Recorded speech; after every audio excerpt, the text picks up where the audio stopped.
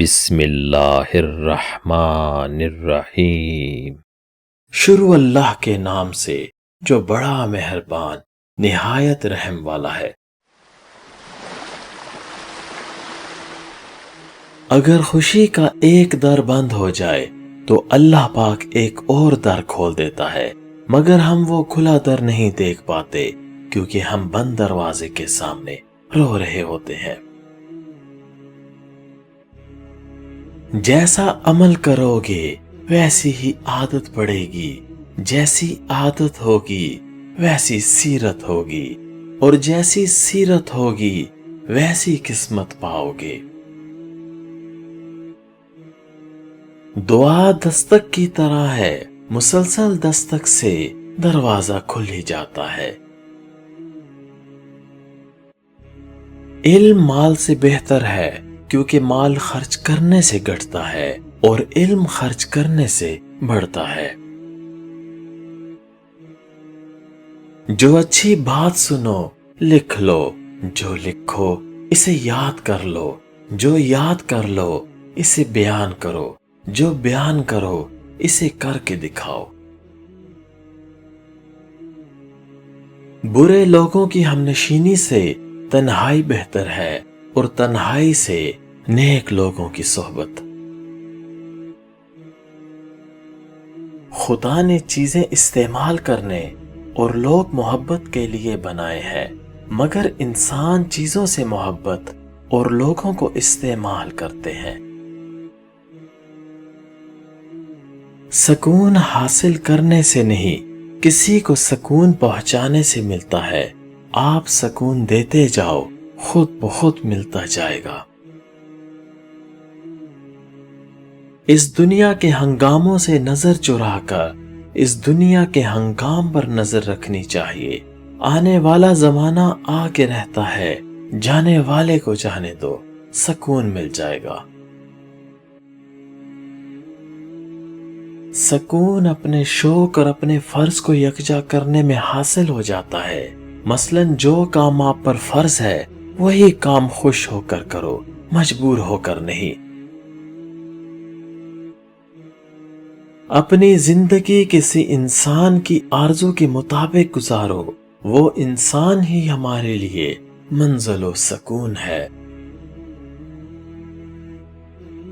دولت سکون مکانوں میں نہیں مسجدوں میں ملتی ہے۔ حضرت علی سے پوچھا گیا دنیا کا سب سے امیر آدمی کون ہے؟ آپ نے فرمایا وہ جس کے دوست مخلص ہوں۔ الفاظ پڑھنے کے لیے آنکھیں اور احساس پڑھنے کے لیے دل چاہیے۔ یہ ضروری نہیں کہ آپ اپنے بہترین حقیقی دوست کو اپنی ہر بات میں شریک کریں، مگر یہ ضروری ہے کہ جس بات میں شریک کریں وہ حقیقت پر مبنی ہو۔ برداشت اور معاف کرنا انسان کی طاقت کی بہترین مثال ہے، جبکہ انتقام کی خواہش انسان کی کمزوری کو ظاہر کرتی ہے۔ اچھے لوگوں کا تمہاری زندگی میں آنا تمہاری قسمت ہوتی ہے اور انہیں سنبھال کر رکھنا تمہارا ہنر ہے۔ وہ غم جس کو ملنے سے تمہارا رجحان اللہ کی طرف ہو جائے، وہ اس خوشی سے بہتر ہے جس کی وجہ سے تم خالق کو بھول جاتے ہو۔ ہمیشہ زندگی اس طرح بسر کرو کہ دیکھنے والے تمہارے درد پر افسوس کے بجائے تمہارے صبر پر اشک کریں۔ یہ دنیاوی زندگی امید اور خوف کے امتزاج سے بھرپور ہے۔ اللہ ولایت کا درجہ عطا فرمائے تو تمام امیدیں اور خوف اللہ سے منسوب ہو جاتے ہیں۔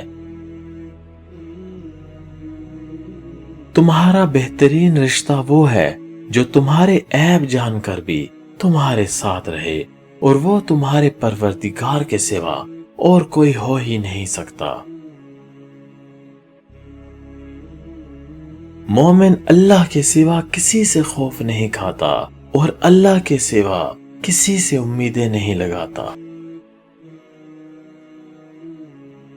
اگر کبھی دل میں کوئی رنجش ہو تو کھل کر گلا کرو، کیونکہ تھوڑی دیر کی ناراضگی عمر بھر کی جدائی سے اچھی ہے۔ یاد رکھیں کہ کسی کو اچھے عمل سے خوشی دینا 1000 سجدوں سے بہتر ہے۔ جس دن تمہارا اچھا دوست تمہیں چھوڑ کر چلا جائے تو سمجھ لینا کہ تمہاری آدھی زندگی کم ہو گئی ہے۔ خلوص اور عزت بہت نایاب تحفے ہیں، اس لیے ہر کسی سے ان کی امید نہ رکھو۔ بہت کم لوگ دل کے امیر ہوتے ہیں۔ رحم دلی برف کی طرح ہے، اس کی خوبصورتی کا احاطہ کرنے میں وہ کبھی بھی ناکام نہیں ہوتی۔ مصیبتیں اور بیماریاں اتنی خطرناک نہیں ہوتی جتنی بزدلی اور کم ہمتی کی وجہ سے نظر آتی ہیں۔ انسان کی خلوت ہی اس کے لیے جلوت سے بڑھ کر ہوتی ہے۔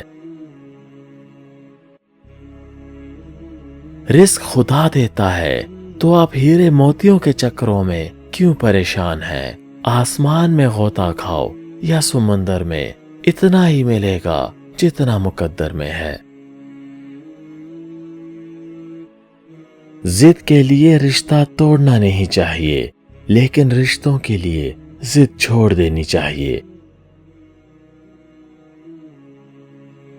دو چیزیں اپنے اندر پیدا کر لو، چپ رہنا، معاف کرنا، کیونکہ چپ رہنے سے بڑا کوئی جواب نہیں اور معاف کر دینے سے بڑا کوئی انتقام نہیں۔ اپنی آواز کی بجائے اپنے دلائل کو بلند کریں۔ پھول بادل کے گرجنے سے نہیں، بادل کے برسنے سے اگتے ہیں۔ زندگی تب بہتر ہوتی ہے جب آپ خوش ہوتے ہیں۔ زندگی تب بہترین ہوتی ہے جب آپ کی وجہ سے لوگ خوش ہوتے ہیں۔ انسان جب کچھ برا کرتا ہے تو آگے پیچھے دائیں بائیں ہر طرف دیکھ لیتا ہے، بس اوپر نہیں دیکھتا۔ معمولی معمولی باتوں کو دل میں رہائش نہ دیں۔ اگر یہ دل کی مکین بن جائیں تو بڑے بڑے رشتے مسافر بن جاتے ہیں۔